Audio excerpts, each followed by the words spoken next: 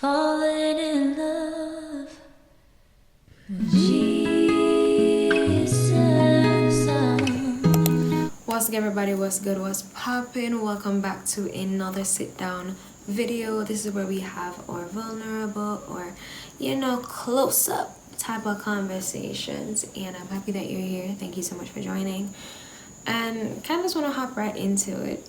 Today we're going to be talking about purpose in pain. We're gonna be very churchy. I won't be long before you. Hallelujah, hallelujah. But my mind was kind of just on the fact that sometimes we shy away from pain because of the intensity the intensity of the pain, what it can be requiring us to give up, to surrender, what would be stripped from us, and sometimes the versions of us that are required to die in order for us to fully not just see the purpose of the pain, but to become the person that we need to become through the pain. And I remember a couple of preachers, but one specific one, Philip Mitchell. I was about to say Philip Mitchell, and he talked about let your pain pay you. Like, don't just go through pain just because. Let it pay you. I ain't gonna go through anything and it's not gonna pay me anything. I'm not gonna get something off of it. I'm not gonna get my ROI. Hello. And even just going through life, my own testings and my own trials and my own stripping of the Lord, going through the pruning, going through the surrendering to the Lord really is painful. And I think sometimes we sing songs like the hotter the battle, the sweeter the victory. The Lord is pruning. He cutting off some stuff so that we can bear better fruits, right? But I was just thinking about the stripping some of us have to go through and how painful that can be. The cutting, the pruning process can be very hurtful, because you're cutting off things, and sometimes you're being stripped from things where that's all you knew. That's who you thought you were. What happens when your identity is now being stripped? What happens now when you look face to face in the mirror and who you thought you were, that's actually not who you were, but who you were told to be, who you were molded to be, who you had to be because of certain circumstances, but that at the core is not who you are. And I think sometimes we run away from the pain, not because we don't see the benefits of it, not because we can't see the light at the end of the tunnel, but because of what the process entails, because of what we have to give up, because of what we have to surrender, because of what we have to endure, because of who we have to let go, because of who we thought we were, and we have to let it go, because of where we have to go. Sometimes some of us have to literally move from where we are in order to get better. Some of us, we have to stay and endure and watch the Lord transform us in the place where we want to run from so badly, but that's where we're getting the pruning. And for some of us, the internal work is far harder than the external. For some people, they have to get rid of people around them. But what happens when the work is internal? What happens when everything that's being shifted, everything that's being torn, everything that's being shattered, everything that's being stripped and taken away from you is internal?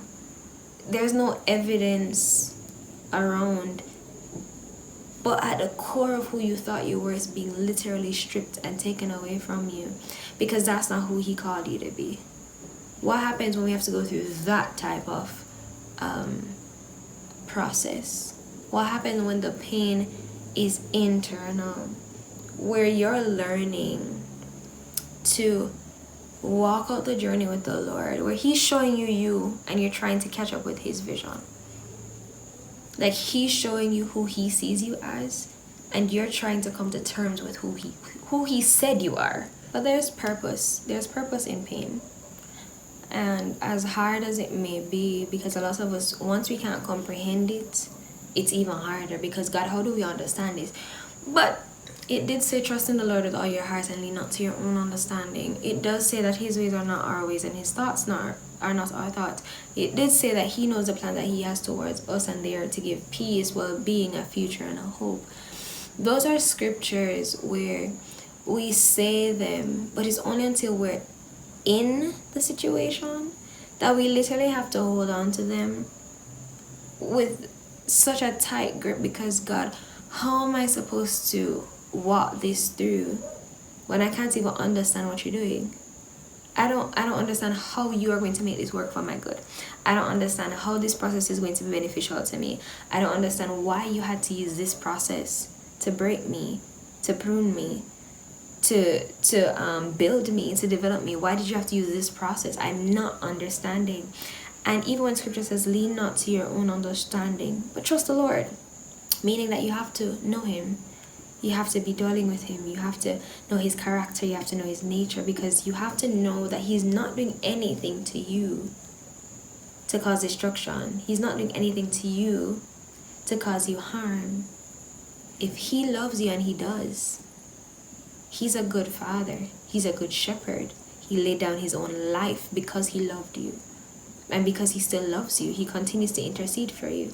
So there's nothing that he does in our life, if we believe that we're children of God, there's nothing that he does in our lives that he will waste, one, and two, that he will not use. If he has us in a process, in a state, in a period, in a season, it's never for nothing. It's never for nothing. Yeah, it's never for nothing. But our job is to ask God, what are you trying to get out of me, and what are you trying to get in me? What are you working out? What are you trying to teach me? Because there has to be something in this. I'm not going to just go through this and just come up on the other side and be like, oh, well, I'm happy I made it through. What did I learn? How did this build me? What connections were formed? How did this fortify my faith?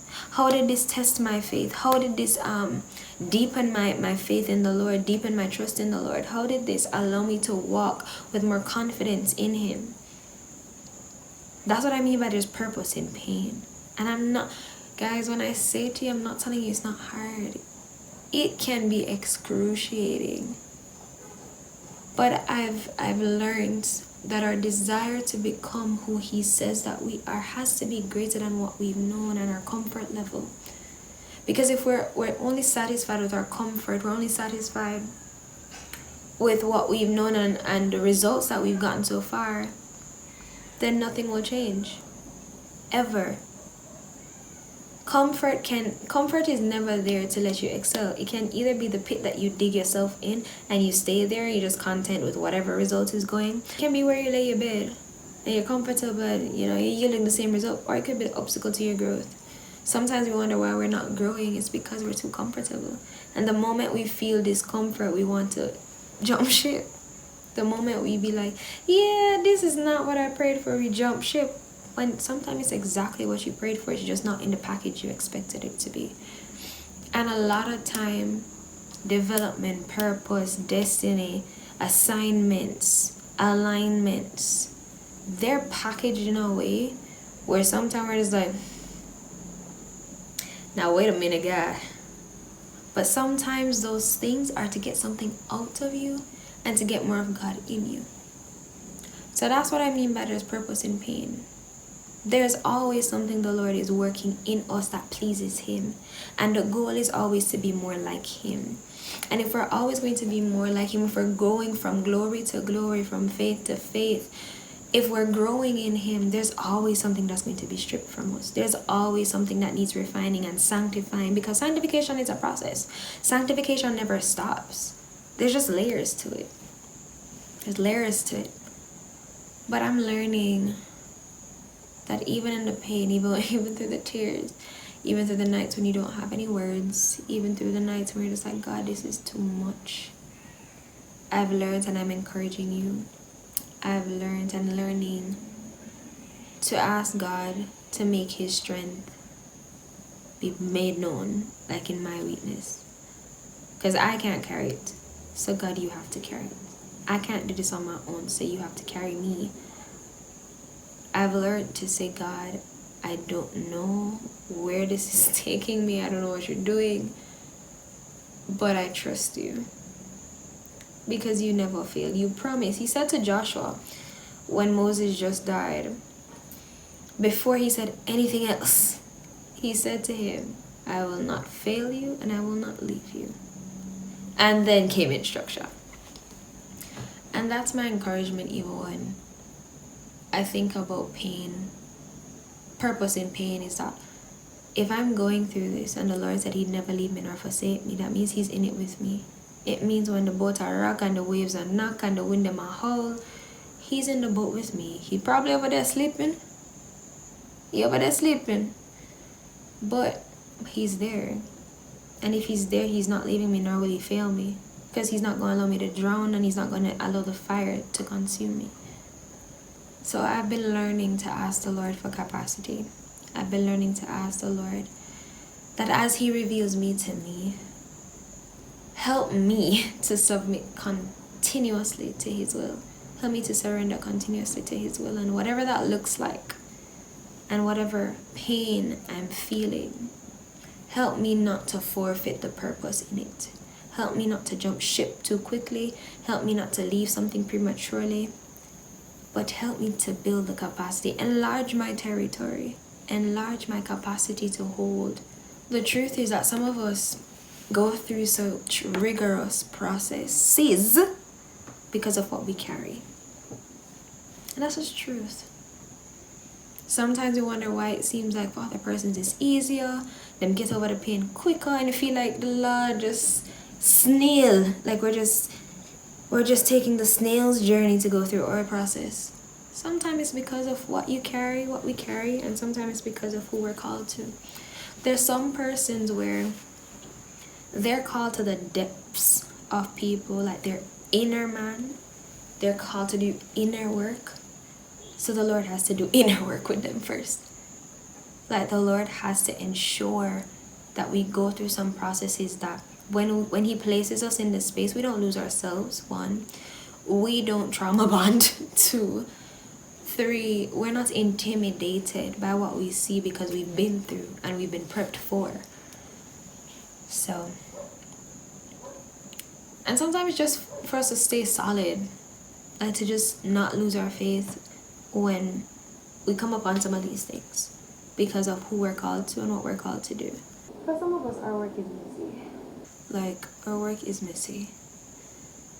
So it will feel like our process is just unfair. But again, it goes back to what we're called to, who we're called to. And sometimes we don't know the damage that's within ourselves until the Lord starts pruning.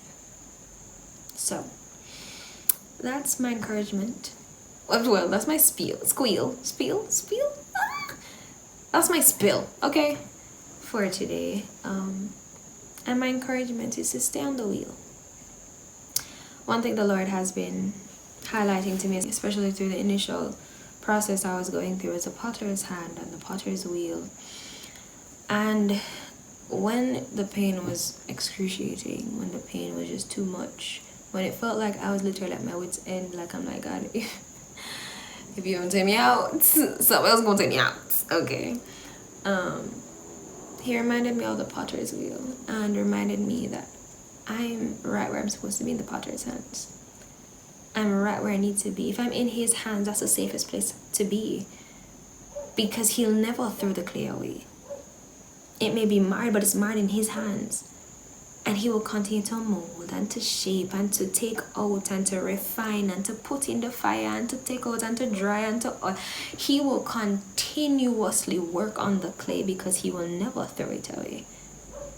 So my encouragement to you, if you're going through a process of sanctification, of pruning, of refining, be encouraged that the Lord will never throw you away. And what he's taking you through is to make you better. It's never to make you worse. It's not to crush you. It's not to destroy. It's to stretch you.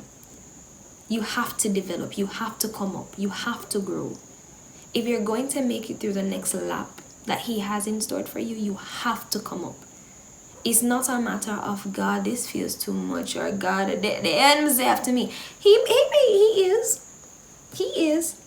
But let us not confuse warfare with the Lord's sanctification. Not everything that hurts is the enemy. Sometimes it's just God's way of using the tool of pain for us to grow up, for us to be aware, for us to come up higher, for him to get out what he needs to get out so that we can be good vessels in his hands. So if you feel like you're at your wit's end, good, because the end of you means the beginning of God.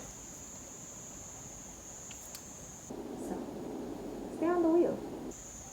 Stay on the wheel. Don't resist him. If there's anything I've learned, especially with that whole analogy, is resisting the Lord makes it harder for you to get where you need to get and to become the person you need to become. The Lord can do his best work when we stop resisting him. So stay on the wheel. Stay in his hand. And be encouraged that it won't always be like this. The Lord will perfect that concerning you. Sooner or later, it's gonna turn in your favor. It's turning around for you. I love you guys. Thank you so much for watching.